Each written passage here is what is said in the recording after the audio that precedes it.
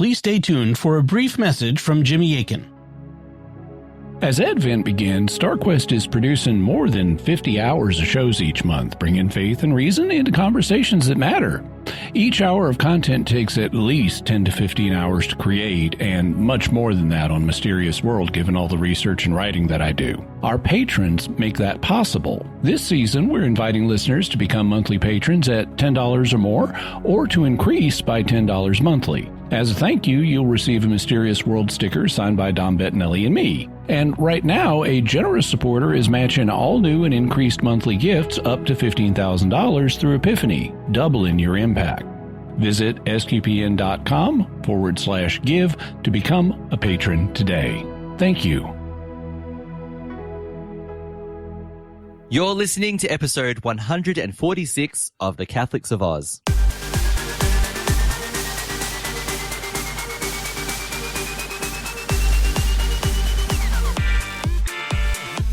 The Catholics of Oz is a show where we discuss faith, culture, and what's been happening from an Aussie perspective. Whether it's synods or science, apostolates and apps, providence or productivity, you can hear it right now on The Catholics of Oz. Hello, I'm Lindsay Sant, and welcome to episode 146. So good to have you with us. Very excited to be doing another episode. Today, I am joined by my brother from another mother, as I refer to him, Lino Sabol. Lino, how you going this morning? I'm good, Lindsay. How is everyone doing? Yes. Happy winter. Winter, yes. Yeah. I don't know. Spring. I thought it was spring, but... Spring? I woke up and it's June. It's like those seasons you just want to go backwards. Or we always talk about it in the podcast. Melbourne have like 4 seasons in one day. Yeah, it'll be sunny. We don't know what seasons it is. Yeah, we know when it's hot. We know when it's cold. When we know... It's just it's not constant. I think that's what the weather people are talking about. It's not constant, but we're getting there. We're getting there. You and I are pretty seasoned. All I can say, no pun intended, but all I can say is, Melbourne, you can't surprise us anymore. We know what we know what your game is. Yeah, that's right. That's right. Game knows game. We got this. Mate, was it yesterday? It was like sunshine and it's warmish, and all of a sudden, stormy, raining. And okay, he's like Lindsay said, he's playing this game. He's playing this game. He's playing the game. Yep. All right. Caroline can't join us today, so you and I will brave through some science. I picked a really easy science one for us, so a fun one. So cool. Caroline has a few more topics prepared, but I want her to do them because you need a Caroline level amount of detail to really make it work. That's true. That's true. No, we can't do how many Roman concrete 3.0 because we can do as many as you want. Yeah, I guess so. Yeah, that's true. That's true. But let's rehash over some old favourites about Roman concrete. Oh yeah, why not? Oh no, we're talking about that. Was it transformable robot? We'll see what happens with that. Yeah, that one. Go through the bars. That was crazy. The classics, Roman concrete with Lindsay and Lino. Don't forget the robots. Don't forget the robots. I love that. All right. New podcast done. Good. All right. Coming on SQPN in the summer. All right. Let's move on. First of all, if you're new to the Catholics of Oz, probably thinking, what's that all about? Welcome. You can subscribe to the show on Apple Podcasts, TuneIn, Spotify, iHeartRadio, or your favorite podcast player. Don't forget to give us a 5-star rating on your favorite podcast player and some positive feedback, because that helps us to get noticed by other people, and reaching out to people is what we are all about. SQPN also hosts the Catholics of Oz on YouTube. You can subscribe there. So look for SQPN or StarQuest and then subscribe, and you'll get updates about when this show and all the other shows on StarQuest, when they are released. So with that, Lino, let's jump straight in and get into Faith Beyond Borders. Well, I'm actually feeling rather good about this. I think we've all arrived at a very special place, eh? Oh. Spiritually, ecumenically. How do you make somebody love you without affecting free will? Welcome to my world, son. You come up with an answer to that one, you let me know. Yes, I had to work very hard to pass Latin and theology. Oh, quite. Those are, of course, the most important things. Oh, yeah. I'd sit this one out, Cap. I don't see how I can. These guys come from legend. They're basically gods. There's only one god, man. And I'm pretty sure he doesn't dress like that. For 2 episodes so far, we've been talking about Pope Leo's letter, Dilexi Te. And there is so much richness in it that instead of doing like an overall summary in one episode, I thought we'd really get into the details about it. So far, we've covered 3 chapters. So we've looked at themes of God identifies with the poor. Where do we find God? Who is God calling out to, especially the poor? And then the definition of the poor is all kinds of things. So the poor can be people who are materially poor, people who are put on the margins because of mental health or discrimination or racism. So immigrants who are treated poorly, all kinds of things. People who are picked out because they belong to whatever it is, people of faith, whatever it might be. So the poor are people who, as Pope Francis has classically called it, people who are pushed to the margins by society. So Pope Leo has used church teaching and church tradition to say God identifies with them. And then he goes on to say, and we as church, we as baptized need to go to them and bring Christ to them materially, spiritually, and however it is that we as evangelizers and we as people of charity follow Christ's work and try to be another Christ in our world today. So he's gone on about that. He's talked about the history of the church. This isn't a new invention. Catholic social teaching, even though it hasn't been called that until more recent times, Catholic social teaching, following in the footsteps of Christ and his charitable outreach, is something that has existed in the church from day one. And it's something that we continue to follow today. And so today I'm going to go from Pope Leo talking about more recent history, the modern world, and where those efforts have continued and what Pope Leo is calling us to think about doing today. How's that sound, Lino? We good? Sounds good. Right. Every time I do a summary of what I've talked about before, it gets longer because I've talked about it. So let's continue from there. In the 4th chapter, he talks about a history of Catholic social teaching basically that continues, and he talks about the century of the church's social doctrine. So he says, the acceleration of technological and social change in the past 2 centuries, with all its contradictions and conflicts, not only had an impact on the lives of the poor, but also became the object of debate and reflection on their part. He says the church's social doctrine also emerged from this matrix. Its analysis of Christian revelation in the context of modern social, labor, economic, and cultural issues would not have been possible without the contribution of the laity, men and women alike, who grappled with these great issues in their time.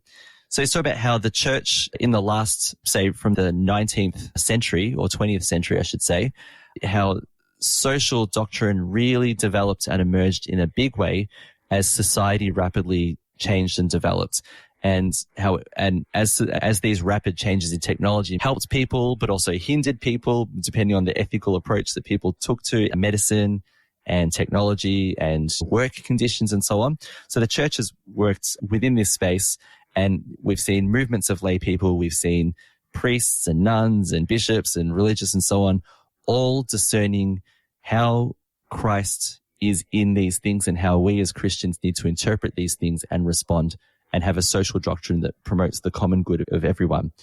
So Pope Leo says, here too it needs to be acknowledged once more that reality is best viewed from the sidelines and that the poor are possessed of unique insights indispensable to the church and to humanity as a whole. Later on, he's going to talk about how we need to listen to the poor, have spiritual gifts that we need to pay attention to as well. So rather than approaching the poor from, oh, you're poor, you have nothing, actually the poor have insights that we need to listen to as well. So that's correct. Yeah. Yep. So he first goes through some of the recent history, the past 100, 150 years or so of Catholic social teaching. So one of the things that he mentions is Pope Leo the 13th. So we have Pope Leo the 14th. So the previous Pope, who was called Leo the 13th, he wrote an encyclical, and this was really a groundbreaking encyclical called Rerum Novarum. So he says that this addressed the labor question, pointing to the intolerable living conditions of many industrial workers and arguing for the establishment of a just social order. So basically Pope Leo talked about, so he condemned ideologies that took the power away from the working person, and he talked about the dignity of work, why work matters, but also that employees in a workplace need to be treated with dignity. They need fair pay, fair conditions, safe conditions. Yes, so definitely safe conditions. Yeah, it depends on the workplace, but everywhere. Everywhere, yeah. That's right. So whether you're working in a mine or working with machinery in the time this was written, you shouldn't have to be at risk of losing a limb or dying or being seriously injured, especially if you were especially in that time, if you were the sole provider for your family. Because if you couldn't provide for your family, then your family suffers as well. So he really pushed the dignity of work. So then he goes on to talk about John the 23rd, who wrote an encyclical Mater et Magistra in 1961. This called for justice on a global scale. He said rich countries could no longer remain indifferent to countries suffering from hunger and extreme poverty. Instead, they were called upon to assist them generously with all their goods. So if we have countries like, say, Australia, for example, who are wealthy, then we have an obligation to support the countries who are not wealthy for whatever reason, even if it's that country's fault. Say that country had a terrible government and collapsed and everyone's suffering. Yeah. We can't ignore the suffering of other people. Sometimes there's been a bit of a push in some Western countries to go, well, our country, look after our country first. But Catholic social teaching says you can do both. Of course, you must look after your country and look after your people. But at the same time, you have an obligation to look after others as well. So the Church's social teaching is pretty clear on this, that if you are wealthy, and sometimes countries are wealthy at the expense of these poorer countries too. True. Yeah, that's that's a good discussion to have too. Yeah. And so if that's the case, if you're causing poverty in another country, if you're taking resources that these countries could use, then you have a double obligation to make reparation for that as well. So John the 23rd on the 11th of September 1962 made a radio address just before the Second Vatican Council, and he called attention to poverty. And he was saying that the Church presents herself as she is and as she wishes to be, the Church of all, and in particular, the Church of the poor. So John the 23rd was trying to say that as the Vatican Council was about to talk about things, it needed to also address poverty in the world as well, that the Church's role as a church for the poor. And so other church fathers picked up on this. So, for example, Cardinal Lecaro on the 6th of December 1962, in his intervention at the council, said, "The mystery of Christ in the church has always been and today is, in a particular way, the mystery of Christ in the poor.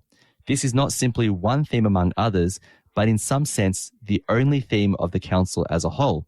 This is the hour of the poor, of the millions of the poor throughout the world. This is the hour of the mystery of the church as mother of the poor. This is the hour of the mystery of Christ present especially in the poor." So this is in the lead up to Vatican II, and then the interventions at Vatican II as well, as the bishops and cardinals were saying, well, here's a focus we need. Here's something we need to prioritize. And the idea of saying this is the hour of the poor, this is the hour of the church to be mother of poor. What this cardinal was doing was, or bishop, was saying that there's an urgency about it. And not just a lofty idea of, okay, help the poor, it's great. He's saying now, today, not when the council concludes, but the council should do its work for the poor. But even while the council is going on, this is the hour right now. Don't let this hour pass by without having paid attention to and done something to help the poor all around the world. So that was an important intervention there.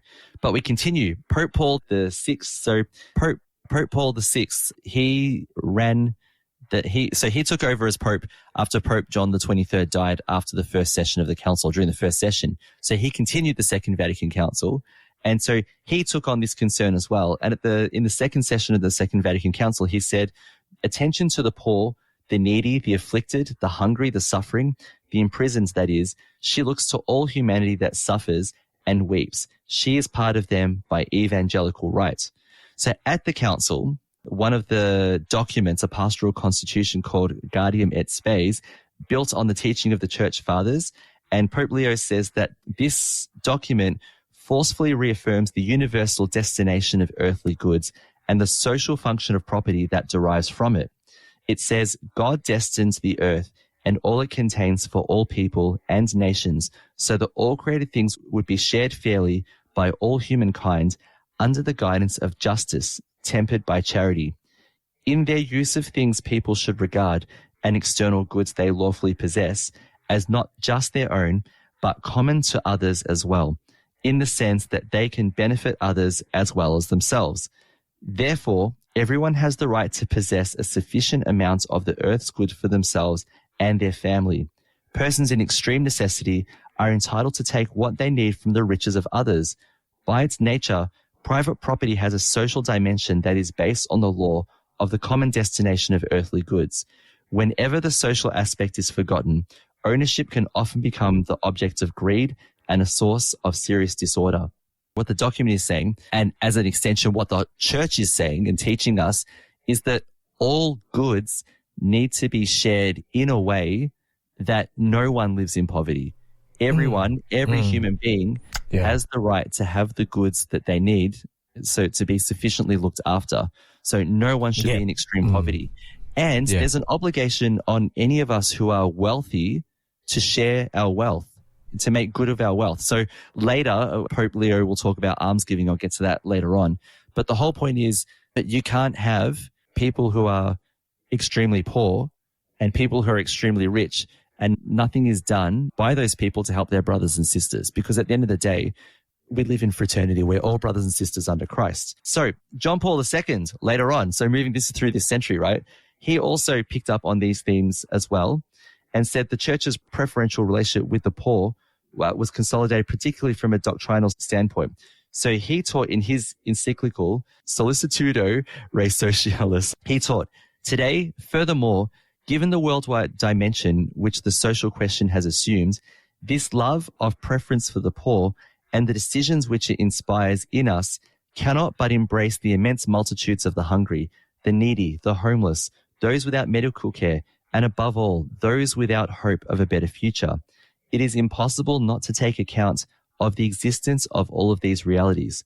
To ignore them would mean becoming like the rich man who pretended not to know the beggar Lazarus lying at his gate. So we have the parable of Jesus talking about the rich man and the beggar Lazarus as well. And the beggar is ignored. So even in our society today, are we ignoring all those people that Pope St. John Paul II talked about as well? So when I say we as a church, we as individuals, we as families, we as a society, we as our governments that we elect, all those kinds of things. So there's this social responsibility for the poor in whatever circumstances have made them poor and in whatever kind of poverty it is that they are suffering from. There's a social obligation of all of us to pay attention, to not ignore the poor, but to support their needs and to help them get back on their feet as well. So that's John Paul II. Yeah. And we have a lot of love for John Paul II, a great Pope and now a great saint. And I think I want to make this point as well, because Pope Francis copped a lot of criticism for the way that he talked about the poor, the love for the poor and all these kinds of things. And people are like, oh, he's just another socialist Pope or whatever. All this nonsense, these silly criticisms, right? But he's just continuing a tradition of the church that is millennia old. And even John Paul II, a great Pope like him, was saying, how can we not embrace the poor? The multitudes of the poor, he says, how can we not embrace them as a church? Pope Benedict XVI, another favorite of mine, Pope Leo says that he took a more distinctly political turn, and he said in his encyclical Caritas in Veritate that the more we strive to secure a common good corresponding to the real needs of our neighbors, the more effectively we love them. What is missing, in other words, is a network of economic institutions capable of guaranteeing regular access to sufficient food and water for nutritional needs, and also capable of addressing the primary needs and necessities ensuing from genuine food crises, whether due to natural causes or political irresponsibility, nationally and internationally. And that nationally, internationally is what I said before. We can do both. Pope Benedict XVI saying we can help both. This is church teaching. There's nothing controversial about this at all. We can help people in our own countries. We can also help people in other countries. We can't ignore them at all. And I was thinking about examples in Australia, Lino, as well. So 2 examples. Our Medicare, for example, ensures that every Australian has access to healthcare. Access to correct, yeah. So it doesn't mean everything is free. Like if you got to see a specialist, goodbye money. But your basic needs of seeing a doctor, a lot of our medicines they're on the, pharmaceutical benefit scheme, which means that they might cost $20, $30, $40, $50 or hundreds of dollars, or in some cases, some specific drugs cost thousands of dollars. Thousands of dollars. Yeah. Depends which one you get. Government pays a lot of that, and you're only like $10, $15, $20 out of pocket as a result. for these life-saving drugs or these drugs that we need. So that ensures people are not poor through health problems and so on, or at least if they are suffering greatly, that they do have the means to help themselves. It's correct. Yeah. So there's that. Yep. We also have things like, what do we call it? Through like, say, Centrelink, right? Where if a person is out of work, yes, looking for a job, yep, they can be funded it's a minimum rate, but ensures that they don't fall into poverty, that they don't start living on the streets. That's correct. We have people who are made redundant or people who lose their jobs for all kinds of reasons when companies downsize and do this, that, and whatever. And a lot of these people have families and they're sending their kids to school and suddenly you find that there's no money. So our government can keep people on their feet until they can find more work. So, and there are all kinds of assistances that people can access based on whether it's needing access to food, access to whatever, based on how much they're earning. There are means tests so that it's just and fair as well. True, that's true. Yeah. So that, it doesn't mean there's no poverty in Australia. Of course there is. It's a complex problem. Yes. But there would be materially more poverty if we didn't have these things. More people sick, more people on the streets, more people without homes and more people without food if we didn't have some kind of system in our government to help people. So that's what Pope Benedict is talking about. So I use that as an example. Pope Francis, moving on, right? So now he's gone to Pope Francis, his predecessor, and he talks about how Pope Francis could personally attest to the particular commitments of the poor in the Latin American church, because Pope Francis is from Argentina and he's very familiar with the Latin American church. After the council in Latin America, in Latin American countries, there was a strong sense of the church's need to identify with the poor and participate actively in securing their freedom. So there were, around the time of just before Archbishop Oscar Romero, who's a saint of the church, there were different conferences like the Medellin Conference and others, and they were really focused on the poor and Catholic social teaching. They were criticized for a while because they were seen as like obsession with the poor and helping the poor and not enough discussion of faith. Pope Francis and Pope Leo have both quoted these conferences quite heavily because they do talk about liberating people from poverty. Some people get a bit upset with the phrase liberation theology. And sure, there are things that we can critique it for and criticize it. But even Pope Leo quotes it and says, all right, liberation theology gets knocked a lot. This document gets knocked. However, there are some treasures in there that we do need to pay attention to. And the overall theme is liberation from poverty, liberation from structures in our society, which he's going to talk about in the next part, that keep people poor, that they have no opportunity to grow because the way that laws might be, the way that employment is organized or whatever it might be, or social programs that actually keep people in poverty. And that's a structural sin baked into society that needs to change as well. Yeah, that really needs to change. Yeah. Yes. But I guess they're trying to, it's a change that is, I don't know, the political or the issues or with other countries trying to change the structure of that. Yes. We all know, we've heard on the news and heard from other people who've lived in those countries and the corruption in what was going on in certain countries. And like the old saying is, the rich get richer and the poorer get poorer. Yes, that's right. But like you say, this is us as Catholics to just make that divide smaller. Make that divide smaller and help each other as sisters and brothers. Yeah. And let's also clarify as well. We're not saying hate the rich at all. No. People have worked hard to earn. In a lot of cases, people have worked hard. Some people might have done some illegal things, in which case that's bad. But there are a lot of people who've worked hard for their wealth, and that's good. They've done that. They deserve it. But what the church is saying is that if you are wealthy, then the wealthier you are, the greater your obligation to the poor. So multi-billionaires, really, they don't need all that money. Put it that way, right? They don't need it. And it's like, I don't know how many yachts you can buy and how many properties and whatever. All right. You don't need to be a multi-billionaire.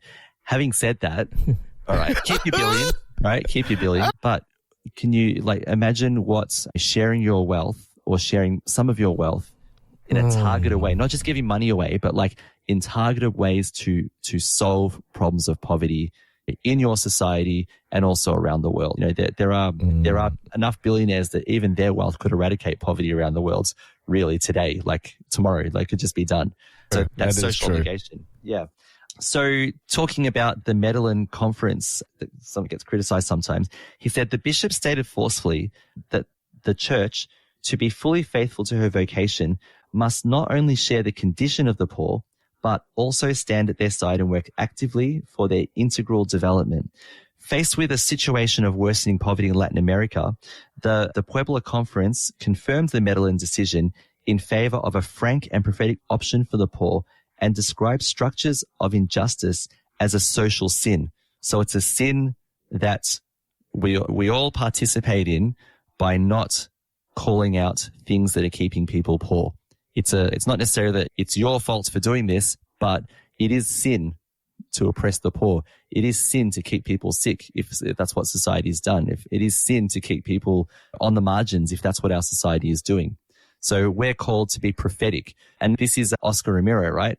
He called for the people on the fringes of his society, the campesinos, the country people, right? They were being oppressed in all kinds of way by an oppressive government. People were just being murdered left, right, and center. In his own home diocese of Santiago de Maria, where he went to be a bishop, he woke up before he wasn't a bad person, but he was a bit blind to Catholic social teaching. He saw it in abstract. Yeah, it's a good thing, but not in action. But when he saw people who had been murdered, he visited families of people being murdered. He himself said, it broke my heart. It broke his heart, and it led him on this path to a larger conversion of seeing God in the poor. And because he sees God in the poor, he needs to be more prophetic. So he speaks prophetically, and he tells soldiers, if you're Christian, you cannot kill. God says thou shalt not kill. If you're ordered to kill indiscriminately, God says you cannot kill. Stop the repression. And he said this on the radio, and shortly after he was assassinated for it. But he couldn't. But his love of God and his noticing of this structural social sin meant that he couldn't be quiet. Like, he couldn't be silent about it, especially as an archbishop, as a person of such a powerful position. He couldn't keep his mouth closed. He was being an apostle of Christ, and he was murdered for it. But now his legacy, his story, that we tell now, he's a saint of the church. It inspires more of us to be prophetic and to not be silent in the face of people on the margins and oppression around the world, that we want to call it out and say, no, this is not good enough. The deaths of children, the deaths of people because of war, because of lack of access to medical care and all these things, it's never good enough. There's never a reason for this to be acceptable. And Oscar Romero and others in our church have said we need to do more about it. All right. Cool. I'll get off my high horse now and we'll keep going. Good. So Pope Leo goes on to tell us that charity has the power to change reality. So let's grow our charitable hearts now. We can change this problem by linking to the Christian charity that we all have within us as baptized. It is a genuine force for change in history. It is the source that must inspire and guide every effort to resolve the structural causes of poverty, and to do so with urgency.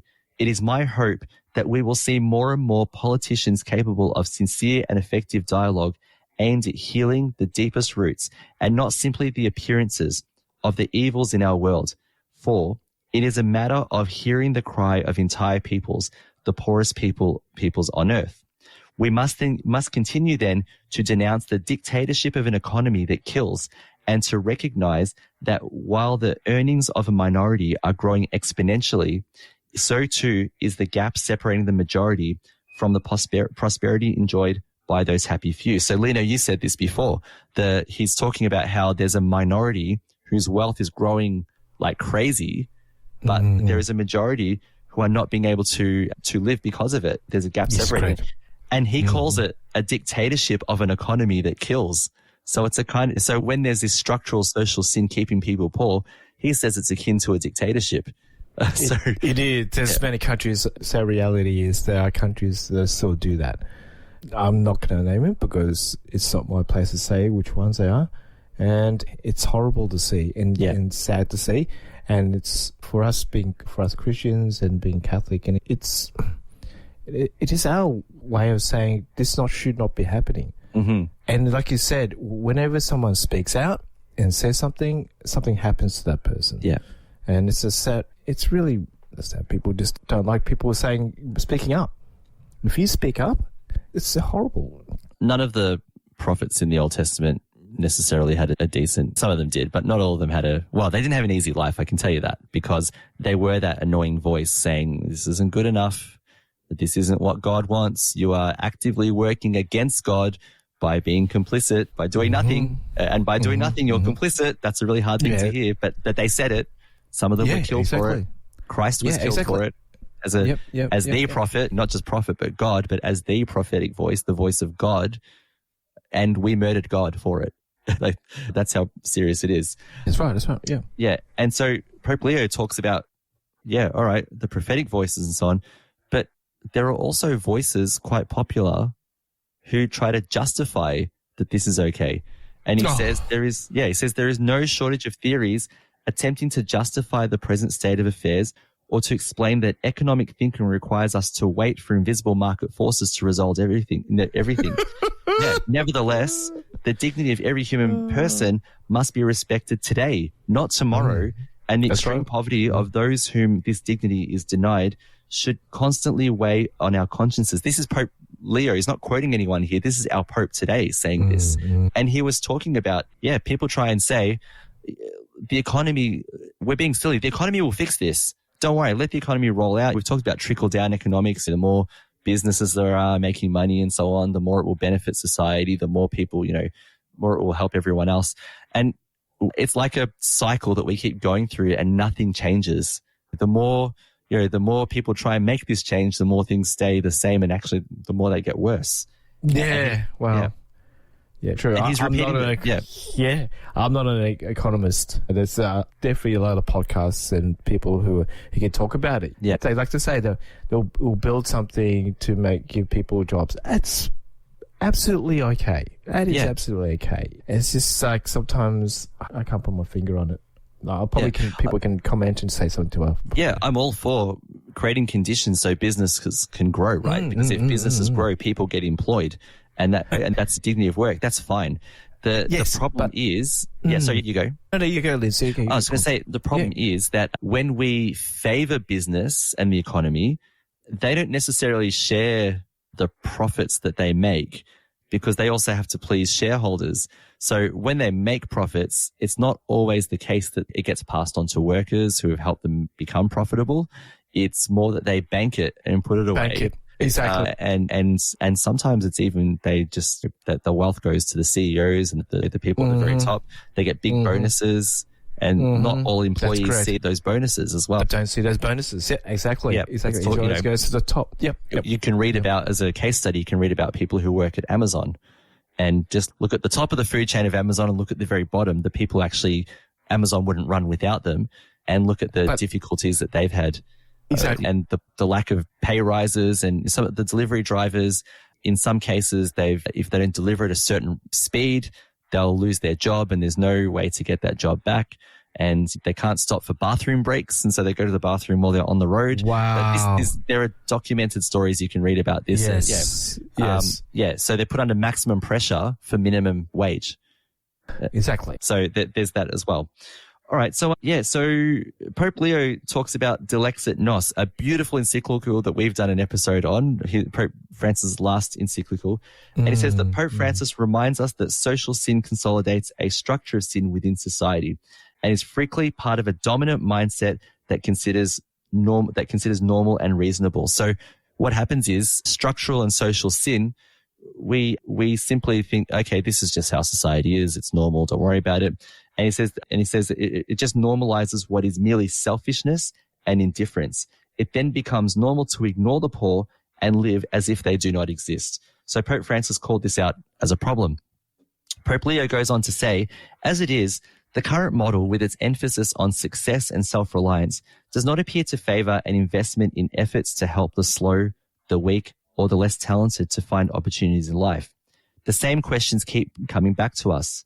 Does this mean that the less gifted are not human beings, or that the weak do not have the same dignity as ourselves, or those born with fewer opportunities are of lesser value as human beings?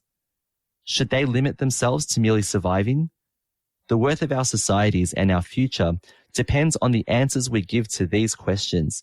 Either we regain our moral and spiritual dignity, or we fall into a cesspool. This is pretty strong stuff from Pope Leo, by the way. Unless we stop to take this matter seriously, we will continue openly or surreptitiously to legitimize the present model of distribution, where a minority believes that it has the right to consume in a way which can never be universalized, since the planet could not even contain the waste products of such consumption. So he's saying that right now, if we don't look at these questions and seriously reflect, we're going to fall into this cesspool, this mess, where you've got some countries who consume so many products, and that if that rate of consumption was every human being in the world couldn't actually sustain that. So the people who overconsume, if everyone was consuming like that, which seems to be the norm in some countries, it would actually destroy our society. We couldn't do it. The waste, e-waste, the material waste, the human waste, I'm serious, all of it, right? The world can't sustain this level. So there needs to be a more balanced, more compassionate approach to those questions that Pope Leo is talking about. Otherwise, we're saying this is okay, and the dignity of my brother or my sister is less than mine, and I don't need to worry about it. And we can't, that's not Catholic. That's true. Yeah, that's not Christ at all. So he says both Christian preaching and life then are meant to have an impact on society. We are seeking God's kingdom. So when we're seeking God's kingdom, we are attempting to transform society to make it like God's kingdom. And Jesus showed us what God's kingdom is like. So think of any of his healing miracles where he took away a disease. Think about his miracles where he multiplied food. So he was addressing hunger. So for example, he preaches to the crowds for 3 days. I think it's Matthew's gospel from memory. And he spiritually fed them. But after a few days, they're starving. You know what I mean? And he feels compassionate, and he tells his apostles, feed them, and they can't. There's not enough food. And so he does the multiplication miracle to say, we spiritually nourish our brothers and sisters, but they also need to be fed as well. That's the material wealth needs to be shared around as well. So all of these things he's trying to mitigate. By mitigating these evils, he's showing us the kingdom of God, which we then continue as Christians. That's it. Yeah. So he says, finally, in a document that was not initially well received by everyone, and so he's talking about the liberation theology part now, we find a reflection that remains timely today. The defenders of orthodoxy are sometimes accused of passivity, indulgence, or culpable complicity regarding the intolerable situations of injustice and the political regimes which prolong them.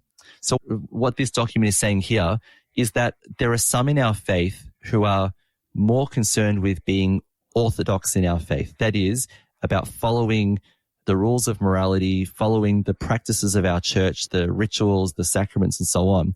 All of that without looking at the other side of our faith, which is our care for the poor. So it's an imbalance. It's a distorted kind of faith. If we're obsessed, if we're obsessed, for example, with I've got to make sure the mass runs perfectly to this rubric, whatever else, nothing else matters. Nothing else matters. Everything else is a secondary concern. In fact, Oscar Romero was a little bit like this in his earlier life, right? In fact, so we're saying if we ignore everything else as a result, our faith is way out of balance. And James, faith without works is dead. All right, this is a dead faith if there are no works for the poor associated with it as well. So this letter goes on to say spiritual conversion, the intensity of the love of God and neighbor, zeal for justice and peace, the gospel meaning of the poor and of poverty are required of everyone, and especially of pastors and those in positions of responsibility. The concern for the purity of the faith demands giving the answer of effective witness in the service of one's neighbor, the poor and the oppressed, in particular, in an integral theological fashion. So what he's quoting here is the purity of our service. What makes our faith pure? It's the spiritual life. It's the mass. It's all of those things. They matter, absolutely. But they drive and feed us so that we can go to our brothers and sisters and help them as well. So these are the drives, the motivators. If we are people of the Eucharist, then we don't keep it to ourselves. We share it, and we share our faith in all kinds of ways, materially, spiritually, however it is that God is calling us. But if we ignore that call of God, then our faith is broken. You know what I mean? Like, we're part of the way there, but it's broken because we're obsessed with orthodoxy and not doing what we're called to do in our faith. So He then goes on to talk about listening to the poor. And I'll just speed through these two quick sections I've pulled out of this. So he said that there's a need to consider the marginalized communities as subjects capable of creating their own culture rather than as objects of charity on the part of others. This means that such communities have the right to embrace the gospel and to celebrate and communicate their faith in accord with the values present within their own cultures. This experience of poverty gives them the ability to recognize aspects of reality that others cannot see. For this reason, society needs to listen to them.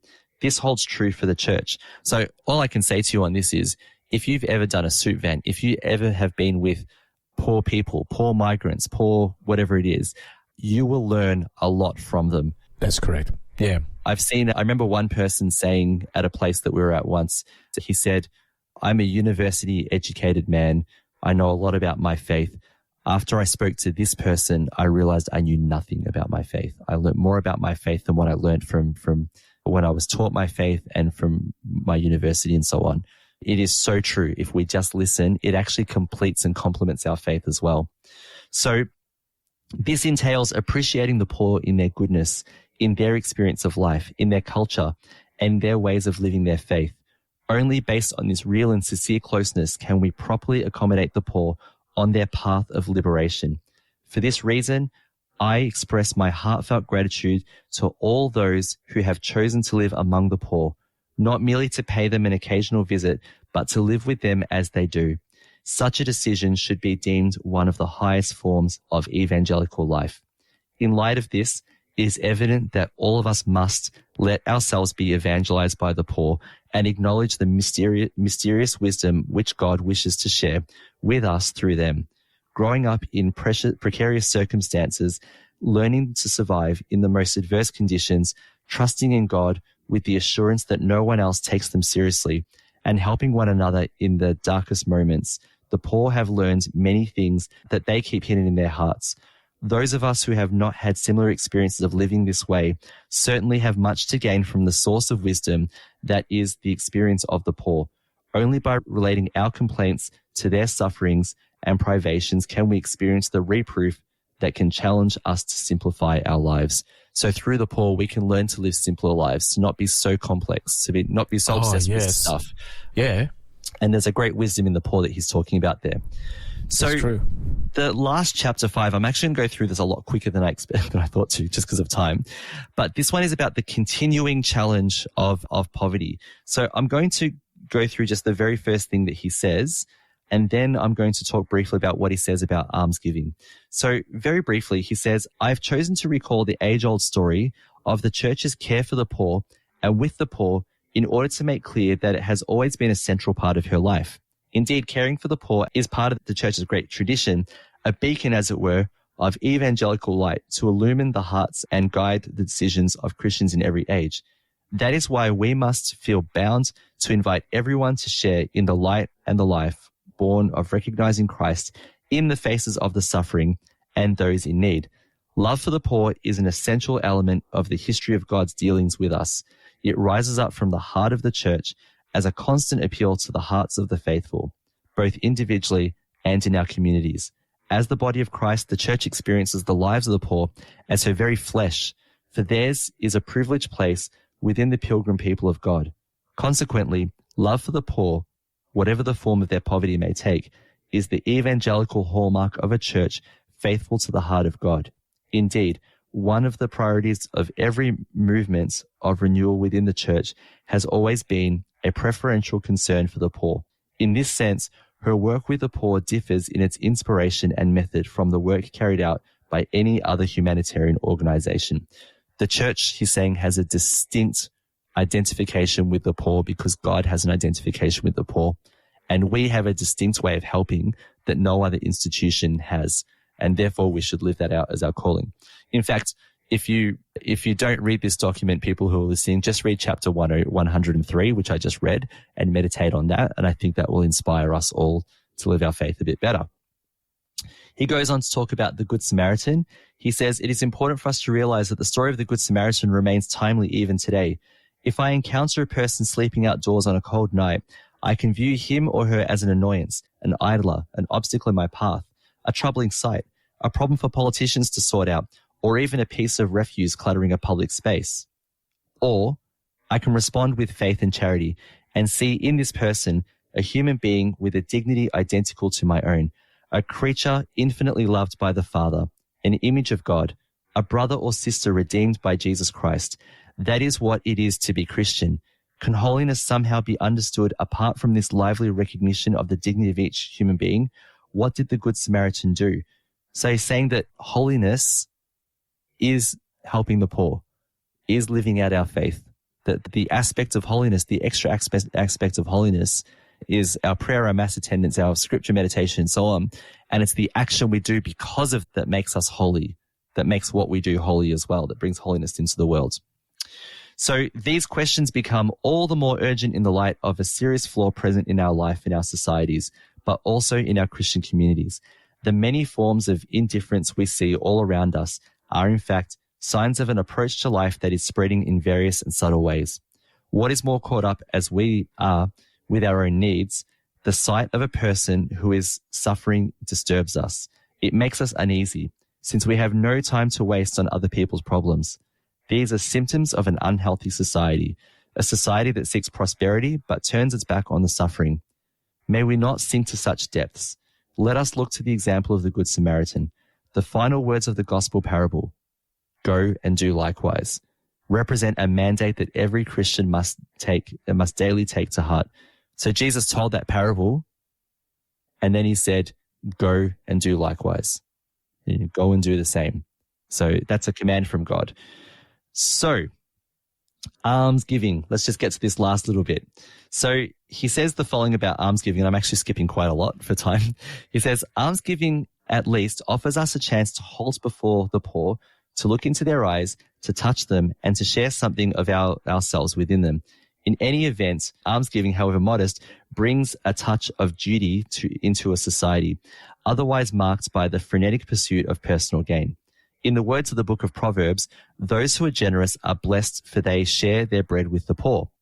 Both the Old and the New Testaments contain veritable hymns about praise of almsgiving. Be patient with someone in humble circumstances. Do not keep him waiting for your alms. Store up almsgiving in your treasury, and it will rescue you from every disaster. Jesus adds, sell your possessions and give alms.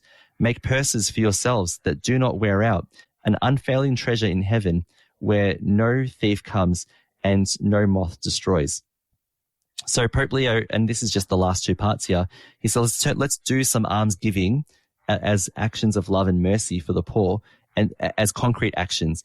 Our love, our deepest convictions need to be continually cultivated as we do so through our concrete actions. We Christians must not abandon almsgiving. It can be done in different ways and surely more effectively, but it must continue to be done. It is always better at least to do something rather than to do nothing.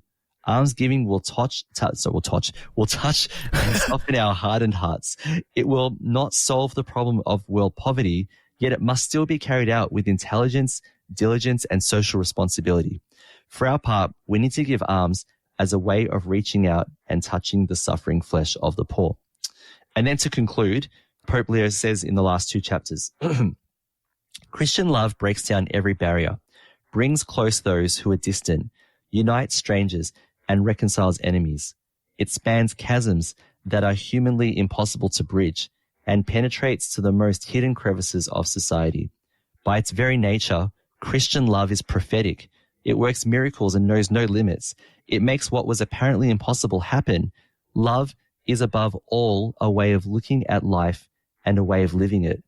A church that sets no limits to love, that knows no enemies to fight but only men and women to love, is the church that the world needs today. Through your work, your efforts to change unjust social structures, or your simple, heartfelt gesture of closeness and support, the poor will come to realize that Jesus' words are addressed personally to each of them. I have loved you. And that's how it concludes. So there's a beautiful call to action there for all of us to think about. Lino, I've talked a lot. So, okay, mate. And I've thrown a lot at you, but your impressions, your thoughts about any of this before we move on. No, it's absolutely what we were talking about last podcast too, about reaching our hearts and our minds and our souls to the poor. It's been happening for many hundreds of years. It's giving as well. And it is hard. Look, I have to be honest. It is hard. Because we've been, I could say, satirized and commercialized and I would say materialized. That's something from Star Trek. But we've got materialistic stuff coming on. And it just quickly is that people have this, and I must admit myself, I have doubts of giving this money to a homeless person who is a thing. And we have it in our minds, what is that homeless person going to do with that money? And it's always, I am serious, it always goes to drugs and everything like that. So, but in our minds, I have given this money to this person because he is my brother, she is my sister, and it is their choice on how they do it, and then this is the love. And it's always like that. And majority of the time, it's not for that. It's not for drugs. Pope Francis agrees with you, by the way. He said the same thing as you did, Look, but then, no doubt we're talking about the poor and the rich. Like you said, if the rich gave, not as in given, that they got a life to live too, even though they're billionaires. How many yachts they want, cars they want, blah, blah, blah. But if they donations and that and centres and all those places where they help the poor, the poverty, homeless and everything, this world will be much better. What I love about is, especially because everyone knows I love my sport, a lot of sport people do that. Yeah, that's right. You know, even though you don't like them, they're either on this field or whatever, they're arrogant, blah, blah, blah, blah, blah, blah. Yeah. Tennis players have done it. Rafael Nadal's done it. Roger Federer's done it. Yeah. Okay. Some Novak. Cricket players. Look, everyone, they can have their opinion about Novak. That's how he is. But he has charities and centers to help privileged people. And they are sharing their love and how they do it. And that's what I like to see. And then, and sometimes we hear the other side of it. They're doing it for their own ego and blah, blah, blah. All that jazz. Each their own. That's how they want to do it. Yeah. But in our mind, that's their sharing away, or they're doing it. Maybe the attitude and the way they want to do it. Maybe change a bit, Lindsay. Well, Pope Leo just said, all right, maybe like they might be super arrogant and maybe they're doing it for themselves, but the goods are going to where they need to. And he says something is better than nothing. And something is better than nothing shouldn't be the baseline that we accept. But I would rather an arrogant, self-obsessed tennis player, whatever they are, donates $1 million to a homeless shelter or whatever than doesn't. What I'm saying, I guess. That's true. Yeah. That's true. That's true. And the thing, what you're saying as well, just made me think, if they're expressing Christian love better than Christians are, we better pull our socks up and get to work. Jesus told us to go, and someone else is doing it. So, yeah. True. So we need to as well. Yeah. That is true. That's true. Just quickly, when you said about the part where they went to Medellin? The Medellin Conference, yeah. Medellin Conference. That something popped up in my mind, but I know it's a whole different ball game. But I don't know if you've known about Pablo Escobar. Yeah. The drug trafficker. The drug guy, yeah. There's a TV series about it. He's Medellin. He came from Medellin. And I guess he showed his side of the poor a bit of a wrong way from all the money he profited from his drug cartels and gave it to the poor. Yeah, Every time he'll go to his Medellin province and he'll give the poor to everyone. And that's how he got into politics, and that's a whole other ballgame. That is really stretching something is better than nothing to its limits. True. Look, that's another podcast. If he's from the place where that conference happened, he should have paid more attention to what was going on. And he would have done it without having to kill exactly. Else. Yeah. True. All right. That is true. That's true. Yeah. Let's move on then. And we're very limited on time. Sorry. Okay. So let's talk about science. What a fine day for science. You have any hobbies? I collect spores, molds, and fungus. Can you reverse the polarity? I'll do my best. Science, science, science, science, science. Science, science, science, science, science. Yeah, I like science. So, Lino, for today's science, and as Caroline does this better than we do, but we'll give you something. Let's give the people some content, yeah?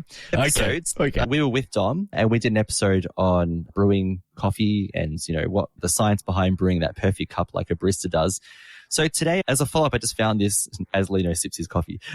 So I found an article that had popped up from delicious.com.au.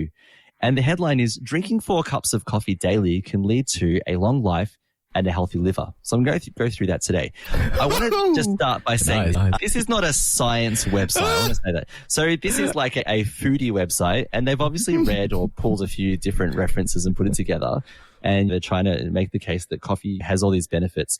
So I'll go through this, but there are some caveats at the end I just want to talk about when I talk about this too. Because I don't want people to start drinking coffee and feeling terrible because they listen to this podcast. Because everything needs to be considering some other factors. So we'll get to that soon. So very quickly, it starts off by saying that morning coffee may be doing more good than you realize, as well as that mid-morning one and the one after lunch. Drinking more than 2 cups of coffee a day, well, some people might look at you in horror. The real coffee lovers of the world know how much of a boost these daily cups can bring to their daily grind. No pun intended. And next time someone gives you a hard time for going back for that 4th flat white, you can tell them that the science is backing your decision. UK hepatologist Professor Patrick Kennedy, a leading specialist in liver disease, recently made headlines for saying that he drinks 3 to 4 cups of coffee every day to maximize the anti-fibrotic benefits of coffee, which basically means it helps reduce and prevent scar tissue. To back up his claims, he cited a recent study, and there's a link to the study in the article that I'll put in the show notes, of patients with cirrhosis who were given a daily supplement of 400 milligrams of caffeine, equal to about 4 cups of coffee. The results showed that this had significant impact on improving liver function in these patients. He also cited another review from 2016 by the British Liver Trust. This found that coffee can lower the risk of liver fibrosis or scarring and cirrhosis, and may slow the progression of liver disease in some people. It also found that regular consumption of moderate amounts of coffee may help to reduce liver cancer, something that has been backed up by the World Health Organization's International Agency for Research on Cancer and the World Cancer Research Fund. The best bit, it doesn't seem to matter how you take your coffee, whether it's from a barista, a coffee machine, or out of a jar. And you can go to a previous episode of Let's Science that we did to find out more about the ways that you can brew your coffee and the science behind it.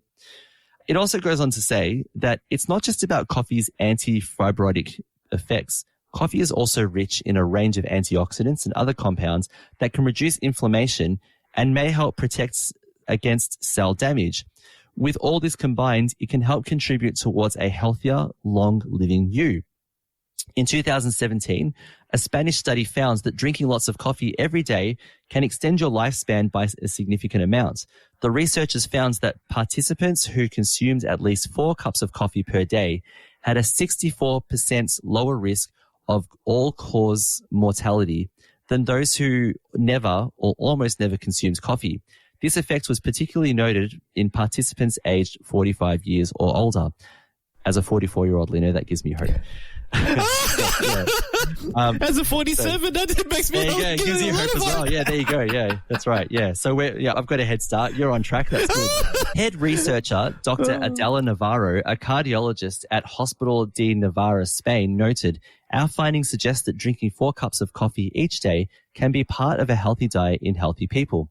Amazingly, study participants who consumed another 2 cups of coffee on top of the 4, so 6, reduced their risk of death by a further 22%. I love coffee, guys, but not me. I can't do 6, bro. Yeah, I would be bouncing off the walls, and then I would crash so hard afterwards. I couldn't. Exactly. Yep. I know. Yep. So, more good news for coffee lovers. This isn't the only study that has proven the health benefits of a perfect cup of coffee, or 6. Two separate studies, both published in 2022, found that coffee boosted health and longevity. The first, which took 10 years and followed almost 500,000 people, found that regular coffee drinkers were 12% less likely to die than non-coffee drinkers, and up to 20% less likely to suffer from a stroke or cardiovascular disease. The second, based out of China, found that moderate consumption of coffee, whether it was sweetened with sugar or not, was associated with lower risk of death.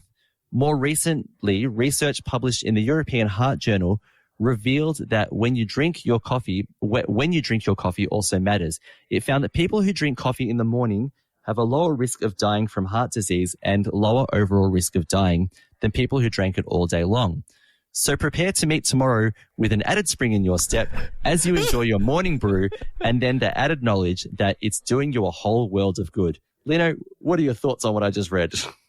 Just how many coffees? Like, maybe I'll probably have 4 or 5. I totally have like maybe 4 or 5. That's mostly for at work. At home, I'm sorry guys, maybe I've lost count. It depends on how many years. And so how you have your coffee doesn't necessarily matter, according to the article. Yeah, true. So you're going for that extra 20%, aren't you? Just something like that.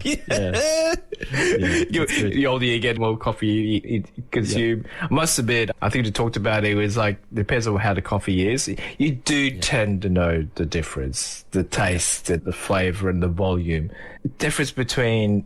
I'm sorry, can I say these names? I'm going to say it because I'm going to be in trouble. It's different between a Macca's coffee and then having one from a like a barista sort of style in a cafe in Melbourne.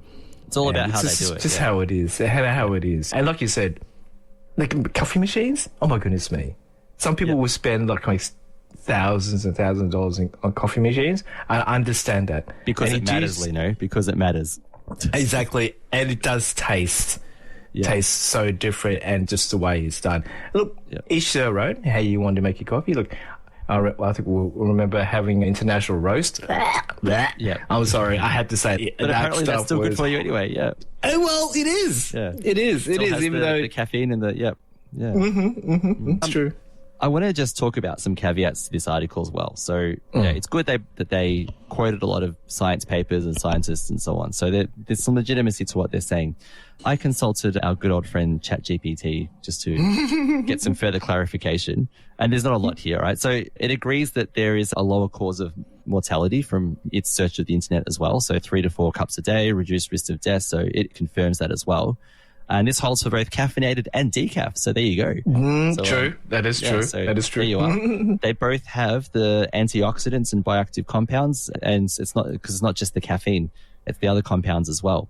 So ChatGPT also agrees that it can help with lower risk of things like type 2 diabetes, Parkinson's disease, liver disease, especially cirrhosis and liver cancer, and cardiovascular disease.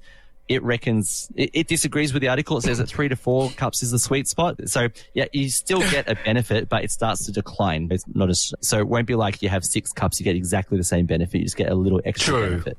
Yeah. True. That's true. However, the good old phrase, correlation doesn't always equal causation, right? So yes, coffee is good for you. However, you still need to also consider other lifestyle factors that contribute to longevity in all of this. And a whole picture to your health as well. So coffee might not be beneficial if you have uncontrolled hypertension, certain arrhythmias, anxiety disorders or insomnia. Pregnancy, you don't drink caffeine usually when you're pregnant, and sensitivity to caffeine. So also double check, because the benefits can decline if you load it with sugar, mix it with heavy cream, or have it in combination with energy drinks as well. So you've got to be careful. Whoa! Yeah. Oh, coffee and energy drink. Yeah, that's an interesting one. Yeah, that's right. Yeah. So it agrees that for healthy adults, 34 cups of coffee a day is associated with better longevity and low risk of many chronic diseases. But as always, the caveat is you've also got to consider the rest of your lifestyle as well to make sure that you're doing healthy things. And then there's added benefits from coffee. It's not going to help you if you are extremely sick to drink coffee. You're not going to suddenly get better. Exactly. You'll be in a better mood, but yeah. So, a better mood, definitely. Yeah. So there you go. Cheers, Lino. Cheers. Yeah. All right. We're way over time, so I'm going to bring it to an end here. So before we go, we would love to thank you for joining us for episode 146 of the Catholics of Oz. And we want to take a moment to thank our patrons who make it possible for the show to continue. Today, we want to thank David B., Erica P., Jonah M., John W., and SR. Through their generous donations at sqpn.com/give, they make it possible for the Catholics of Oz and all of our other great shows on the network to continue. You can join them by visiting sqpn.com/give. You can't visit them. That's illegal, but you can join them and donate to the network. I just realized the slip of the tongue there. Whoops. Only visit them if you know them. Okay, I'm just saying. All right. Yeah, So, yes. Also, we'd like to know your thoughts about what we talked about today. You can send us feedback by visiting sqpn.com/Oz, spelled OZ, and you can find our show notes and links there as well. While you're on the SQPN website, sign up to the Insiders Club newsletter and learn about your favorite shows at sqpn.com/about/newsletter. And don't forget SQPN's Discord, where you can talk to us directly and to hosts of the other shows and talk about the topics there. So sqpn.com/Discord. And also check your socials for SQPN and like and subscribe there at Facebook, on Twitter, on Instagram, wherever it is that you go, you can find us there as well. If you would like to interact directly with us on Facebook, facebook.com/Catholics of Oz, or you can send us an email, as some have, which we appreciate, catholicsofOz@sqpn.com. And as I mentioned previously, I'm going to do, once I got through Pope Leo's letter, I wanted to talk about some listener feedback because there's a little bit that's backed up now. So we've got a bit of a backlog of feedback. So we need to clear the decks a little bit to discuss some of that, which I'm looking forward to doing. Lino, thank you so much for being part of episode 146 of the Catholics of Oz. That has been a total blessing. It's a great subjects we talked about today, especially about the connection of the rich and the poor and how we can be, as Catholics and Christians, to make that gap a bit much smaller as it is and help each other as it is. And coffee lovers, Melbourne, what can I say? Place to be. The best. Place to be to have coffee. I know other countries and everything. Yeah. But according to Dom from a few episodes ago, also Seattle is another place where it's good. So okay. Yeah. Okay. Yeah. Oh, there you are. Seattle. Yeah. Just for the coffee. Once again, I'm Lindsay Te, and thank you so much for listening to episode 146 of the Catholics of Oz on StarQuest. Here's another show on the StarQuest Network you're sure to enjoy, The Secrets of Star Wars. Find it wherever fine podcasts are found or at sqpn.com/Star Wars. We'd like to thank Patrick McCaffrey of Moonshadow Studios for editing this episode. To have your audio edited professionally and with care, check out more of Patrick's work at moonshadowstudios.biz. That's moonshadowstudios.biz.